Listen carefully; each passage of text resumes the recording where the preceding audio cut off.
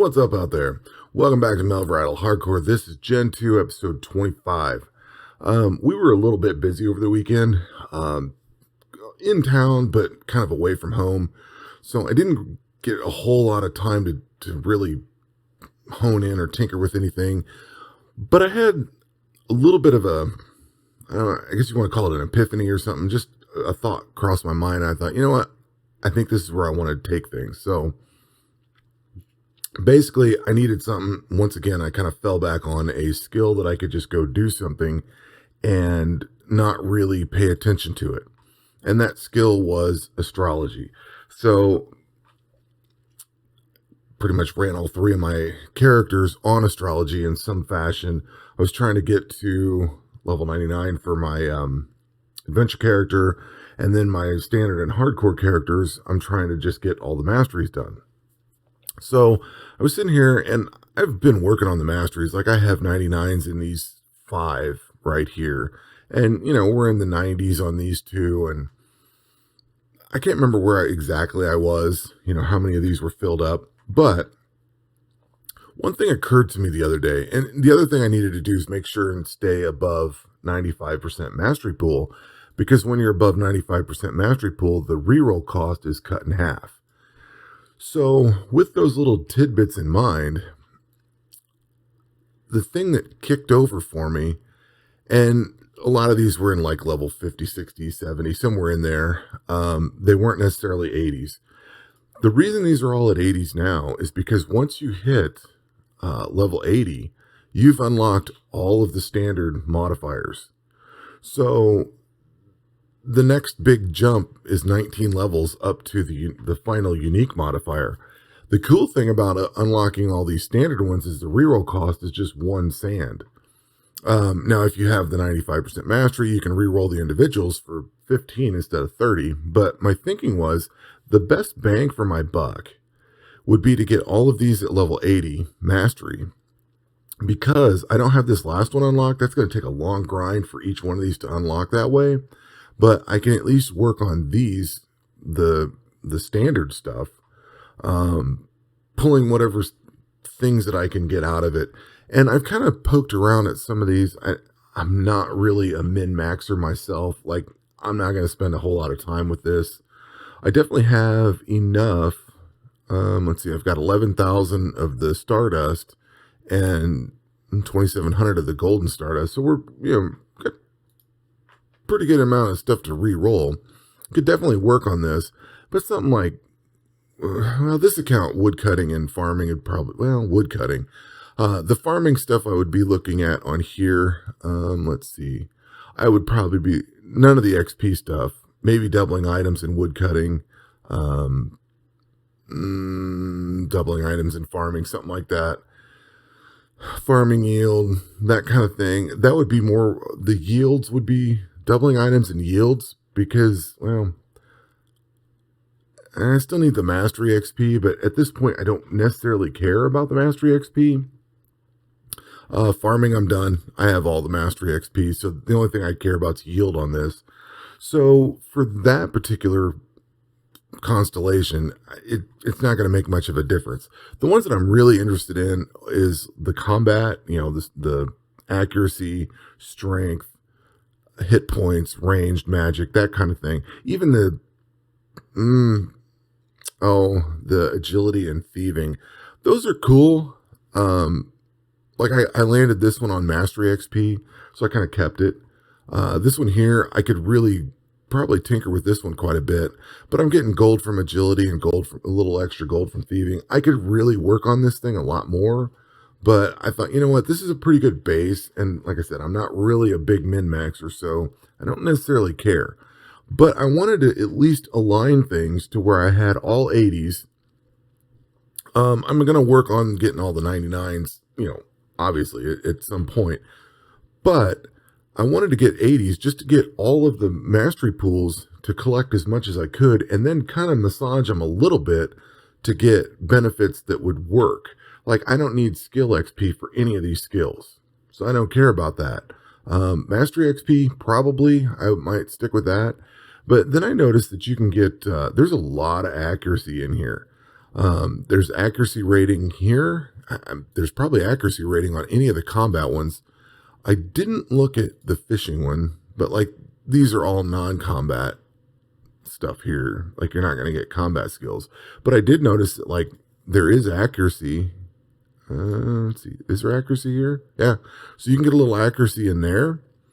Let's see. Melee strength bonus from equipment. So some of this I'd probably be gearing more towards combat. But I think wherever there's combat, I think you get a chance for accuracy. Yeah, I mean, it looks like there is. So you can get 5, 10, 15% accuracy on each one of these. That's a lot of accuracy. That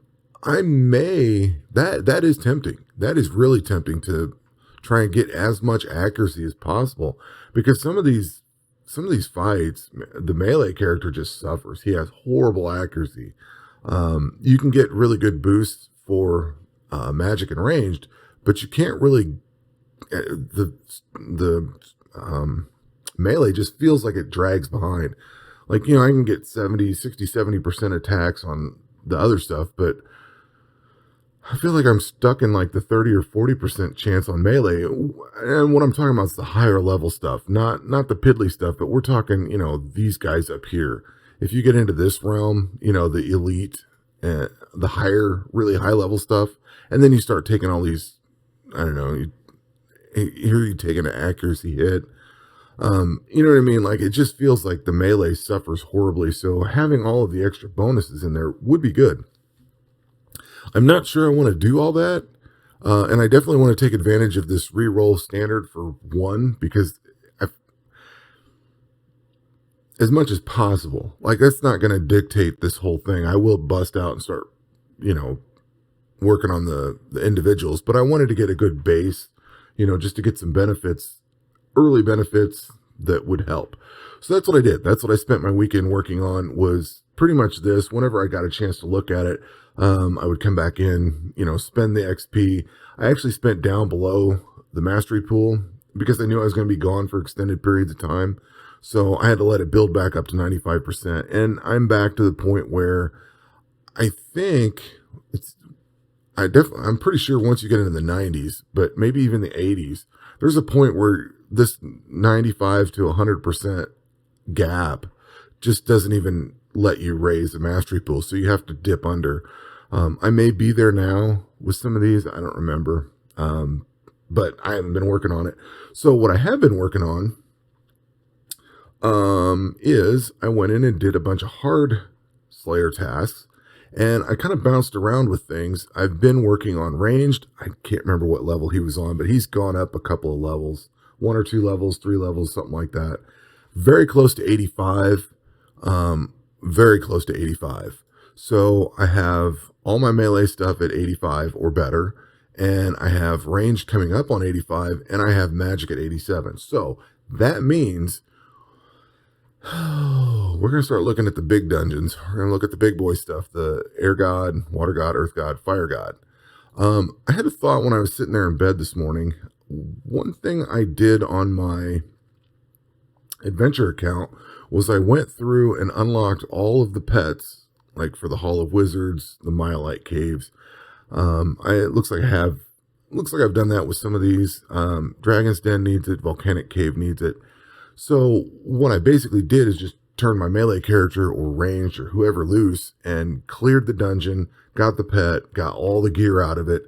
And I think I'm going to do that with this account. Like, the Hall of Wizards isn't going to get me killed. Chances are. Neither will the Myolite place. I think I might have all the Myolite gear, but I definitely don't have all the Hall of Wizards gear. That would, if I get all the gear out of that, that would give me all of the ancient gear for magic. And I think it might be my other account. Or is it this account? I thought I had the hat. This is necro stuff. Yeah. I thought I had the hat. It might be my adventure account. I do have some magic gear, but it's just the fire expert. So it's, like I have a crappy wand. I have the crappy gear. It's nothing great, but it's the best thing I can craft. And it does offer a little bit of damage reduction. Like, this is pretty decent. I don't think we used to get anything before 1.0. So now we get a little damage reduction on the robes. So I should gear that guy up. I don't really need him to go into the dungeons. Like I could do the melee into there. But I want to try to gear up a little bit, get my levels up a little bit. I want to get all my characters. I definitely want ranged at 85 because that's going to start letting me go in. Well, melee can go into the air god dungeon. Ranged can go into the water god, but you have to gear up out of the air god dungeon. So once I could go into here and start clearing that, I can gear up my ranged character, and then he can go into water god, which the water god gears up your magic. And then your magic guy, once he's geared, goes into the earth god and gears up your melee. And then you come back here with ranged for the fire god, if memory serves. So we're really close to in-game dungeons. Now, I still have a lot of volcanic cave to do. Like I said, I need to probably, I don't know if I've farmed all these out. I've got the pets for them. I still have the dragon's den. So I farmed some of these out, but I haven't necessarily got all the items out of them. So I need to pay attention to that. And some of these have some really low drops. So I need to go through and work on that. This is a completion account, and I do want to work slower, more methodically. I don't want to just barge in and start hammering things like because I can't die. If I die, I lose my character again. And I'd like to actually get all of these skills maxed out. So instead of going into the dungeons, I mean, I could try those. I'm a little leery of that right now. I have been working on just Slayer tasks. I did a bunch of hard tasks. I got up enough money, and this is probably a little slower progression than it needs to be, but I'm slow and steady. I just want my character to survive. So I have been doing hard tasks. Once I got my magic up, and I had to make some runes, like I had never made ancient runes, so I had to make a crap ton of those. But once I got those done, I can do, where's my runes? I can do enough magic, and I had to back off to this crappy magic wand. Like I have this nature staff, but I can't use it because it's two-handed. Yeah, I got the nature's wrath, which is great, but I can't use it because I have to have this lantern equipped. So I dipped into the bounty hunters. They popped up, and I thought, you know what? I could run these with my melee character, but you get bonuses against them with magic. So I took my magic character in there and started killing these guys. There was like 500 of them. This is going to do a couple of things for me. Number one, a few things actually. I'm dipping into the elite tasks. So that is going to push this upgrade here, this elite kit. I got 30 of these things to do. That's also raising Slayer XP, Magic XP, all that kind of thing. Your hit points. Prayer's done, but I have had to run prayer for a little while. I think this is where I started thinking about dipping into the dungeons because I could get better gear to come back out here. So it would be worth it to push into the dungeons and gear up because that's going to benefit me out here. Like I have the best gear I can craft, but I really need to get into the dungeons to gear up a little better. But that's also leveling up Slayer, that's getting the task done. But it's also with these bounty hunters in particular that's getting all these amulets for that big, whatever that thing's called, the Fury of the Elemental Zodiacs. You have to collect all this crap, which I've got a little bit of each. So I'm going to have to spend a lot more time getting all of those. Do I have that equipped? I got the sandstorm. You know what? I could get rid of these. I got the sandstorm on. I should probably sell those through that magic thing and make more money. Meaning alt magic, item alchemy 3. I've been enjoying that. Like, if I'm going to sell 6 of these, it probably isn't worth gearing up for it, but it's a little bit extra cash. I know I already have a bunch of money, but it makes me feel better to go in there and sell stuff, making a little cash. So I should probably prioritize getting that amulet and getting rid of all this crap here. I've been running into really tight inventory space, and if I start going into the god dungeons and getting all that gear, that's going to be even more of a problem. I did buy, I guess I should add, where are we at here? I did buy the climbing boots, so I do have the ability to dip into Perilous Peaks. And what I want from that is this Hunting Greater Dragon. This thing drops this Hunter's Ring. It gives you a bunch of bonuses for Slayer stuff. I can't remember what all it does, but it's very beneficial. It's a it's a ring well worth equipping, so I kind of want to do that. I definitely want to hit all 99s in all of my skills first before I really dive into, say, the end game stuff of whatever this is, not Dark Waters, God, Into the Mist. Into the Mist is a tough fight. I need to have everything geared up.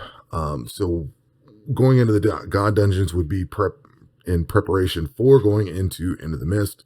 I'm not really ready there yet. I am fishing up prayer points. I kind of used a lot yesterday, so I'm getting those back. But at any rate, that is where we're at, and that's kind of what we're going to continue doing, is just pushing up all my skills. As these Slayer tasks come up, I've been switching between ranged, magic, or melee, as the case may be, pushing all the levels and hoping to get all of that done soon. But we're in combat for the foreseeable future, and as soon as we get done with the video, I'm going to put this on fighting these elite bounty hunters, and away we go. Anyway, that will do it for this episode. We will catch you on the next one. Take care.